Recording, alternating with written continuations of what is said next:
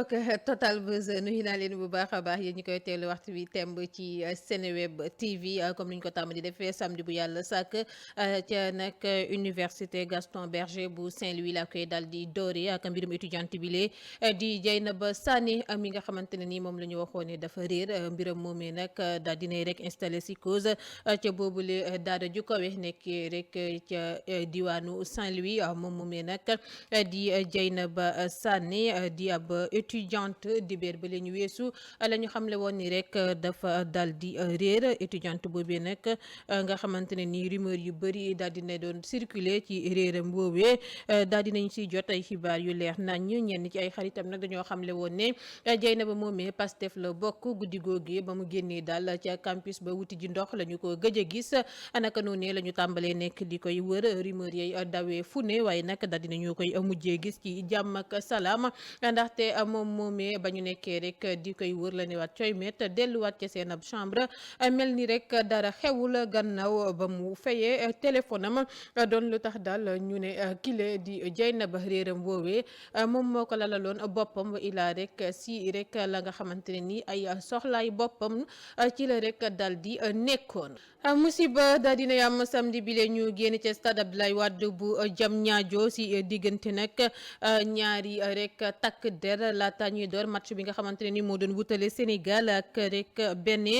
benn agent wu GIGN nag moom moo fa dóor yu metti benn policier gannaaw ba mu ko teree woon rek ngir mu dugg ca boobule stade na di rek jël ay photo naka noonu la ñu weccante ay kaddu yu ñagas agent GIGN ba dal di rek malmené policier boobee naka noonu la mujjee retrouvé wu rek si rek groupe ñoñam yi nga xamante ni daal nañuy ñëw wër ko ba ñu ko yëgalee nag ki nga xamante ne ni moom moo nekk rek chef am nekk rek commandant wu rek camp bu Abdou Diassé si la ñëw rek ci bërëb bi nga xamante ne ni fa la mbir ma dal di amee ngir rek wax dëgg élément wu GIGN boobee waaye nag ñoom ñaar ñoom ñoo ko dal di mujjee di chefu policier bi ak rek élément GIGN ba tax rek moom moomee mu dal di jël rek bâton ba nga xamante ne ni moom lay aar boppam daal di koy rek fëgg ci bopp ki nga xamante ne ni moo di chef policier ba mu mujjee ji rek kër docteur ay nag au rek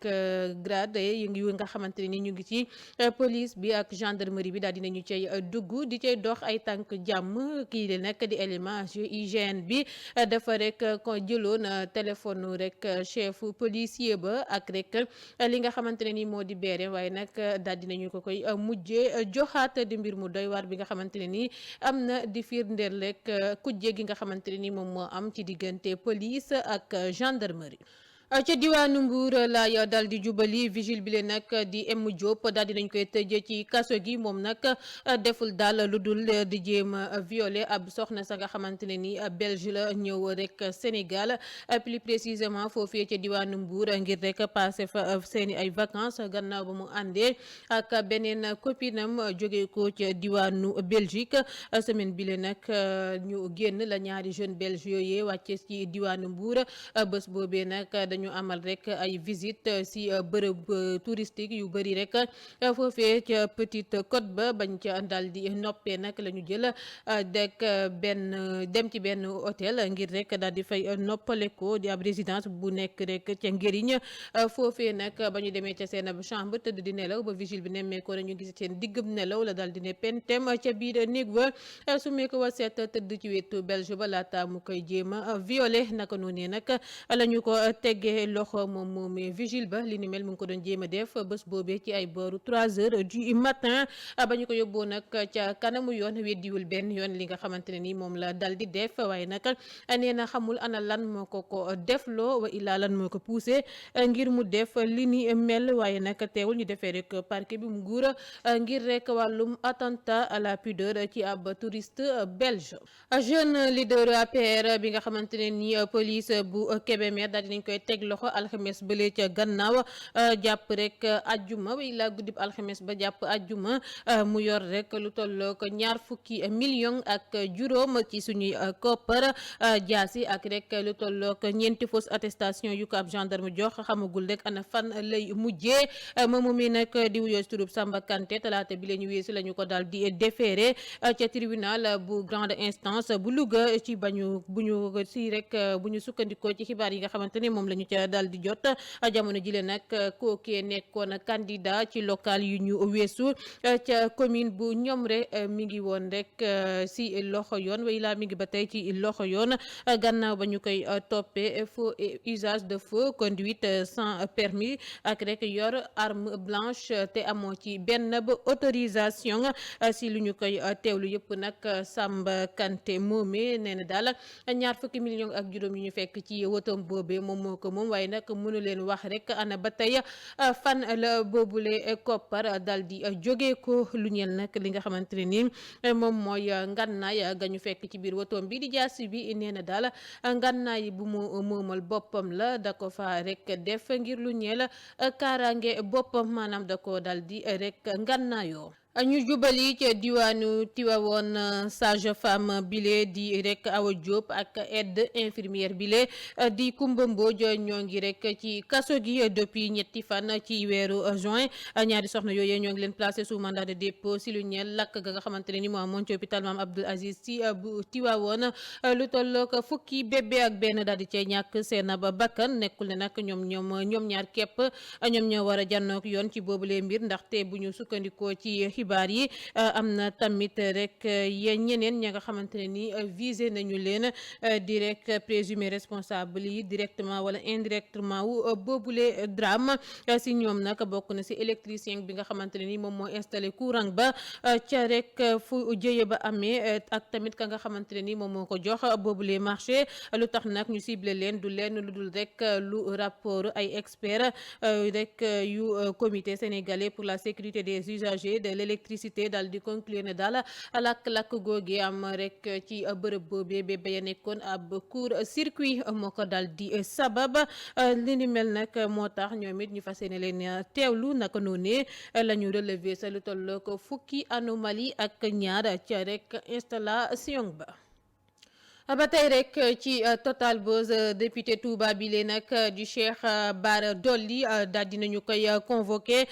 waa division spéciale de la cybersécurité ñoom ñoo ko daal di woolu seeni éléments yi nag dañu ko daal di embarqué gannaaw ba mu rek bañee woon déchargé ci convocation wam bi parquet nag moo saisiroon policiers yi gannaaw kaddu ya nga xamante ne nii député bi yëkkati woon na ko ci rassemblement bi nga xamante ne waaye Yewwi Askan Wi ñoo ko doon amal jëmale ko ci Macky Sall jamono ji nag may waxee ak yéen Bara Dolly mi ngi ci loxo yoon moom moomee en garde à vue la ñu ko njëkk a téye ca division spéciale de cybersécurité bu ñu sukkandikoo ci xibaar yi la ñu koy toppee nag agum du leen lu dul rek offense au chef de l'État bu article 80 wu rek constitution bi daal di prévoir di ko toppee tamit diffusion de fausses nouvelles ak rek wàllum diffamation moom moomee di Bara Dolly député wu jégi nag mu ñu daal di teg loxo jamono jile daal di koy sax njëkkate en garde à vue ni ki alxames bi la ñu weesu ca division spéciale de la cybersécurité xamagul ana fan lay mujjee ak yoon moom nag lu mu wax enquêteurs yi rek moo di waxuma suufu dara ku nekk ak noo ko gisee si teewaayu avocat bi nga xamante ne ni mi nga fa woon di maître Abdou Dialy Kane gannaaw loolee nag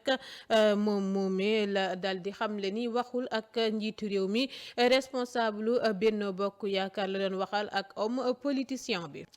ba tey ci mbirum rek député boobee di Bara Dolly moom nag mbir mi tardewul benn yoon ci moom ni kiy démb ci àjjuma ji la ñu ko daal di déféré parquet division spéciale de la cybersécurité moo ko daal di déféré ni ki àjjuma démb gi yemoo woon ak fukki fan ci weeru juin lu ñu koy toppee nag gum mooy rek offense au chef de l'État bu article 80 de la constitution daal di prévoir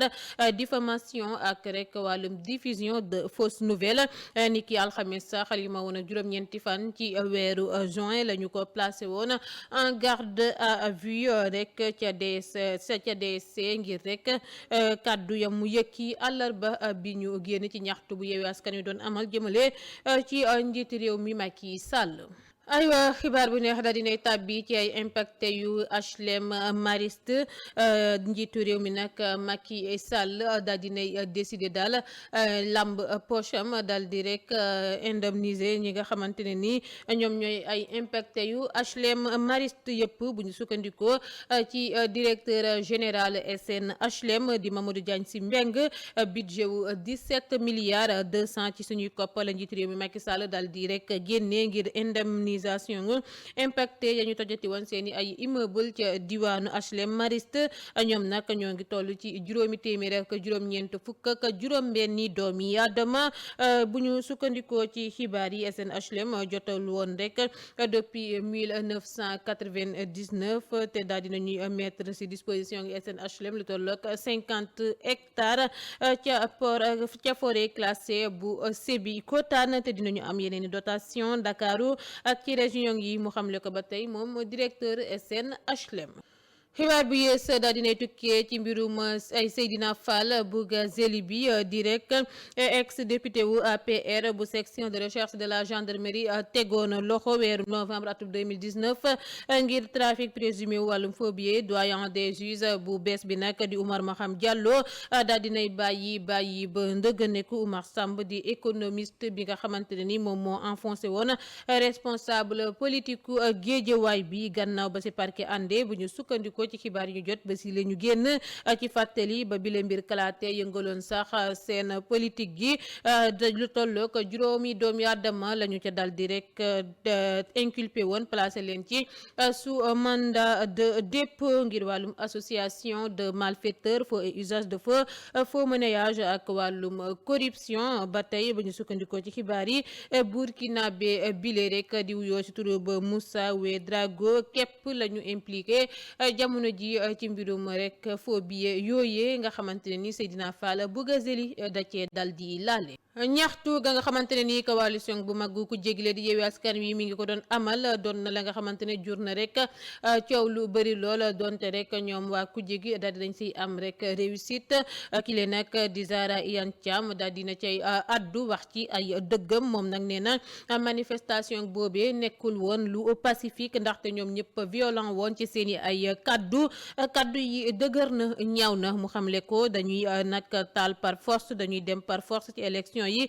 dañuy déloger ak yeneen i incitation à la violence ñu ne rassemblement boobee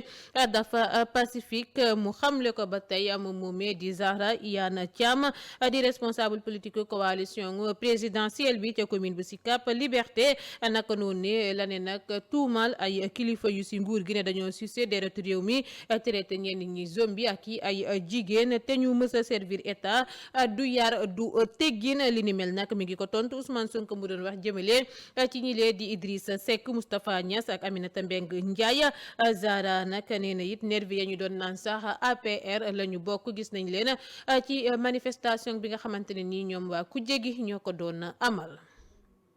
responsable APR bi di Ahmed Suzanne Camara deful daal lu dul woote ngir ñu faat kile di Ousmane Sonko njiital Pastef bi kaddu yi la nag moom moo ko xamle ci ab vidéo bu gàtt bu mu def ba nga xamante ne ni daal dinay wër réseaux sociaux yi foofee la xamle ni daal ne en tant que Ousmane Sonko mi ngi dund Sénégal du ñu mës a am rek jàmm dañu ko war a exécuter ndax yéekatu fitna la dañu ko war a faat ba mu ca noppee laa du ci seen doxum ñaxtu bi daal di dévoiler le plan Yewwi Askan Wi daal dina ci seen ñaxtu boobee bu ñu taxawoon temb ngir dem rek génnee ji Macky Sall ca palais wala ca kër Mermoz moom rek Ahmed Suzanne Camara làkkuwul dana génn jandoog ñoom pare na ngir rek bakkanam rot ngir ki nga xamante ne ni moo di njiitu réew mi Macky Sall ak République bu Sénégal. njiitu réew mi Macky Sall tontu na Ousmane Sonko ak yeneen i ñooñam ya nga xamante ne ni ñoom ñoo fare ci coalition nga kujje gile di Yewwi Askan Wi si lu ñu wax nag ci seen ba marche ba ñu doon amal ne élection législative yi lee du am si bu ñu validé wul seen rek liste nationale majoritaire bi ca Paris ba mu nekkoon nag la leen xamale ni ci seen tëkku yooyee di rek ne ñàkk amal wàllum élection législative yi mi ngi suñu kanam gannaaw loolu nag moom njiitu réew mi Macky Sall ne rek Sénégal dina amal ay élection wam conseil constitutionnel daal dinay décider te soumettre nañu def na fukki fan ak juróom liste Yewwi bu Ndakaaru jëluñu ko conseil bi def na ab interprétation te nee na dañu ko war a rek nangu ministre bi incliné na ba noppi def na ay correction lu tax bu dee ku jégi bu amee décision bu leen arrangé wul rek ñu woote ne danañu tukkal àddina du loolee la ñuy respecter démocratie mu xamle ko moom suñu njiitu réew mi di Macky Sall. rejet wu liste nationale coalition nga kujje gi lee di Yewwi Askan Wi ngir lu ñeel élection législative yi ñu war a amal fanweeri fan ak benn ci weeru Sulet tax na rek njiital PUR di Serigne Moustapha Sy taxaw temb ngir jàmmarloog rek pouvoir bi bu ñu sukkandikoo ci xibaar yi ñu jot kilifa diine góogee nekk tamit njiital Moustarchidine yi mer ba futu la def si lu conseil constitutionnel bañ a jël rek liste nationale Yewwi Askan Wi ci am ndaje nag ba ñu doon amal gaaw bële ca gannaaw si rek kër Jëmb Njaay di ab village bi nga xamante ni mi ngi nekkee ci rek commune bu Notto Diobass région bu Thiès Serigne Moustapha Sy daal dinay xam ne ni day xaar rek waxtu bu baax bi dal di jot ngir daal mu dal di régler bile mbir si manière am naka noonu la leen ne nag booloo leen ngeen doon benn te rek dal di dégloo dinaa jël samay responsabilité bu waxtu wi jotee dañoo war a comprendre ne duñu dal di tontu violence ak courage wala titange esprit bu baax rek la ñu koy tontoo di kàddu ya mu jot yëkki di ci dànkaafu pouvoir bi si lu ñeel liste Yewwi Askan Wi nga xamante ne ni dañu ko dal di rejeté file ci Ndakaaru lu tollook fanweeri milliards ci suñuy koppar l'état bu Sénégal bëgg a jël rek ci opération ngu njaayu benn pàccu ba surface foncière hôpital Aristide Le Dantec ngir assurer financement woo tabaxub rek ngi infrastructure bu bees ca boobule site bu ñu sukkandikoo nag ci ab source bu jege dossier bi état mën na bañ a leb wala def montage foncier financier ngir daal renforcer boobule plateau médical ñetti hectare nag la ñu dal di rek fas yéene jaay bu ko defee nag mu des 3,5 hectares ñu daal di koy def hôpital bu gën a moderne koppar buy jógee ko nag si njaayu ba terrain yi nga xamante ne ni njëgu mètre carré bi du gën a néew million dinañu ko def ci ab compte bu ñu ko jagleel dinañu amal ay réunion sax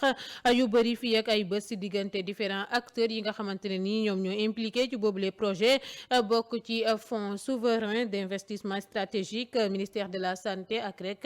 administration boobu les hôpital lu bees da dina am ci mbirum juróom-ñeent fukk ak ñeenti milliards yi di 94 milliards yi ñay nag donn dem si yàlla Ousmane Mbeng yuy xëccoo comme d'affaires bi lee di Tahirou Sarr titre foncier woowee bàyyiwuñu benn yoon donte nag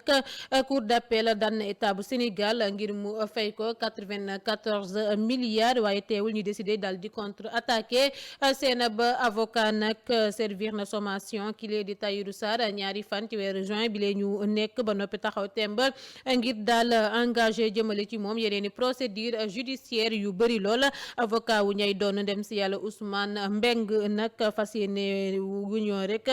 bàyyi mu sedd ñoom ñu sax bu weesoo rek tànk yañ ci taxawee waat dañoo fas yéene yónnee homme d'affaires bi ab assignation ngir lésion ci rek bu réagirul ci sommation bi ba loolu weesoo la ci avocat bi dal di yokku leneen ne rek beneen assignation ngir rek procéder loo session judiciaire bi ay droit réelu expropriation bi si lu ñeel 121 hectares yi di titre foncier bi nga xamante ne ni moom moo waral coow li avocat bi nag écarté wul tamit ab procédure en faux jëmale rek ci ki nga xamante ne ni mooy li nga xamante ne ni moom moom mooy acte notarié wu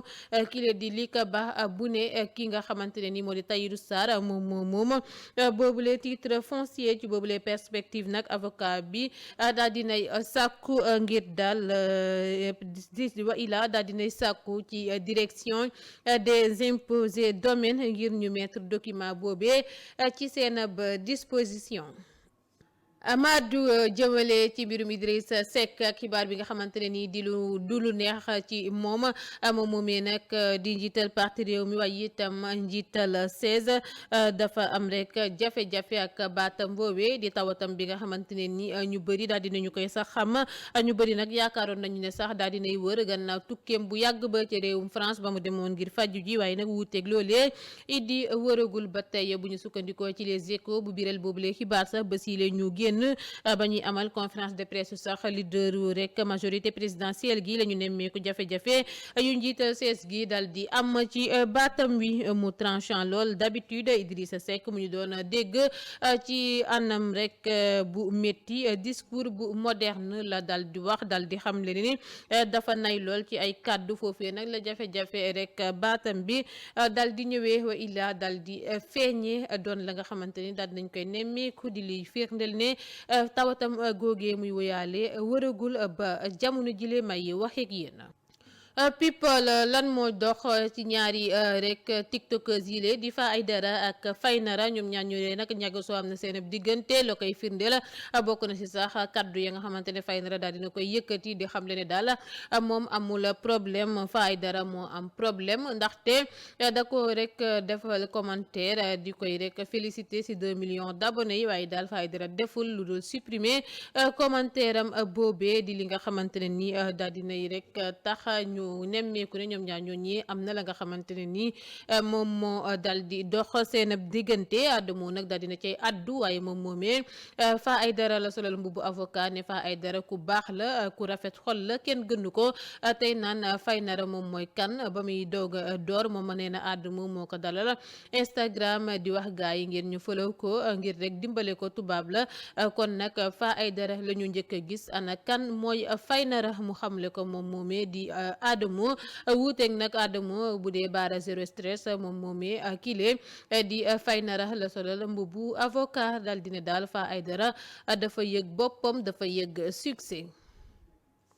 bokk na ci actualité yuy def buzz si lu ñeel wàllum people suñu réew mi di Sénégal bés yu mujj yi di rumeur gi nga xamante ne nii daal dinay nekk di circuler si diggante suñu international sénégalais bile di Sadio Mané ak rek doomu Viviane Chidid bile di Zeyna Ndour bu ñu sukkandikoo nag ci xibaar yi dañuy naan daal kile di Sadio Mané ak Zeyna Ndour dañuy bëggante bay waaje sax dagganal seen diggante rumeur bi de rek mi ngi jib gannaaw ba ñu séenee ci téléphone Sadio Mané ab xale su jigéen ci xees ku ñu njort ne Zeyna Ndour la gannaaw ba ñu niroowee di la nga xamante ne nii jur na fi bruit gu bëri lool waaye nag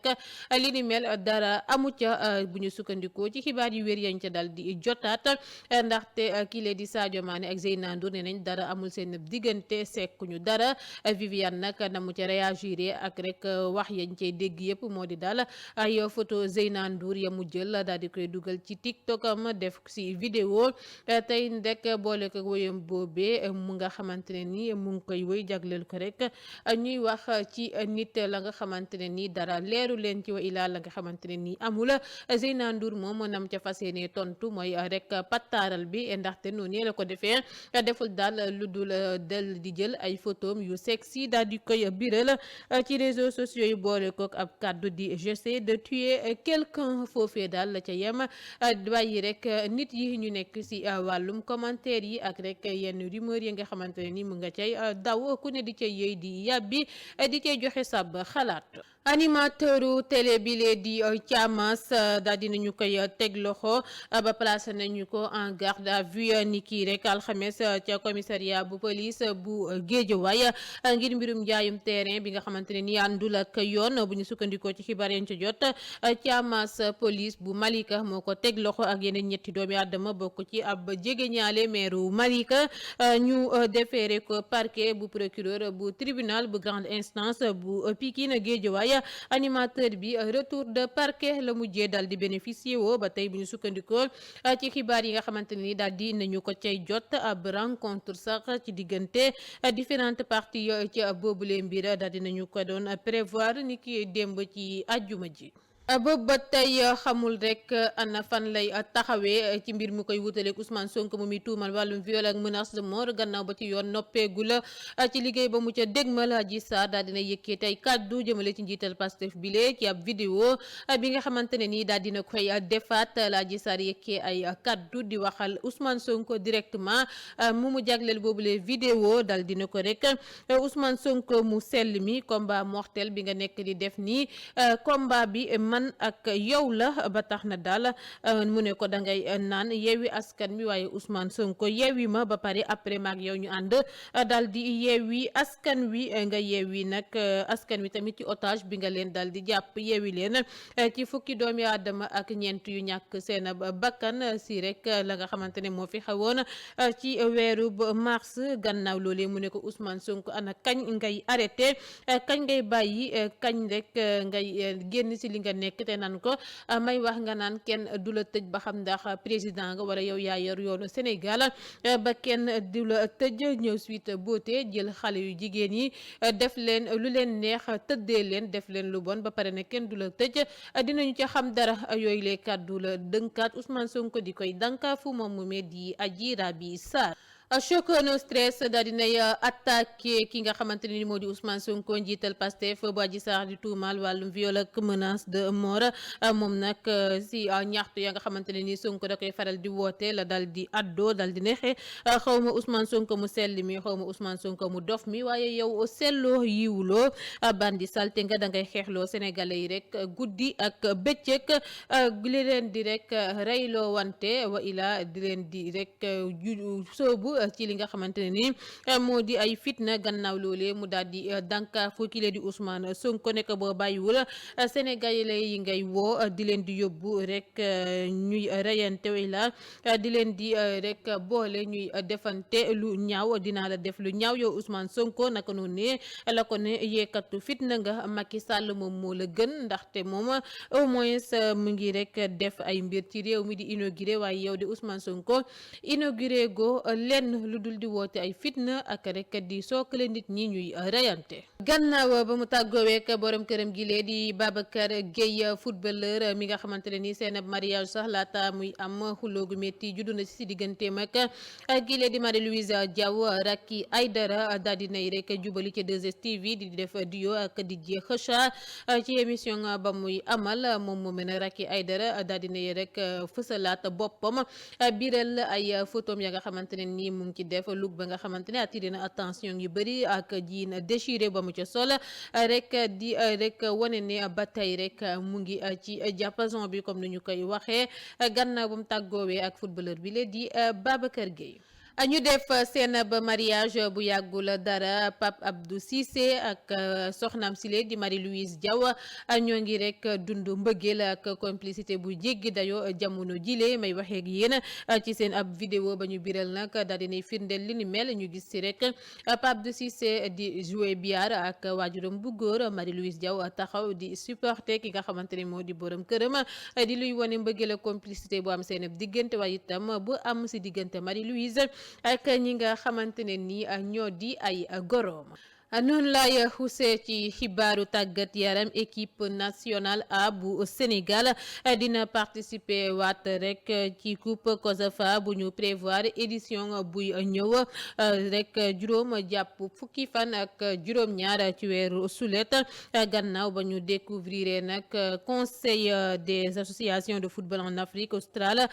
niki daw ila at mile ñu weesu en tant que invité équipe nationale locale bu Sénégal Sénégal day dellu Afrique du Sud ci été bile ngir nag ñaar fukk ak benneelu édition coupam bi COSAFA dëggal na participation suñu gaynde yi édition bile nag ñu war a def tirage au sort bi lu bu fukki fan ak ñeent jotee ci weeru juin bi la ñu nekk ca Durban dina regrouper fukk ak ñett si rek fukk ak ñeenti nation yu constitué boobu les confédération Zimbabwe képp la FIFA dal di suspendre rek jamono jile may waxeeg yéen ci mbir mi ni mel mu ngoog foofee lay buuree rek Total Buzz jaajëfal leen bu baax a baax yéen ñu ko doon teewlu fépp ci àdduna bi di rafetlu ànd bi safoo be kóolute gi cant ngërëm yel na tamit Thierno mi nga xamante ne moo farete ci côté régie gi di leen ñaanal week-end jàmm ak salaam te di ko sàkku si yéen jaa ngeen jëf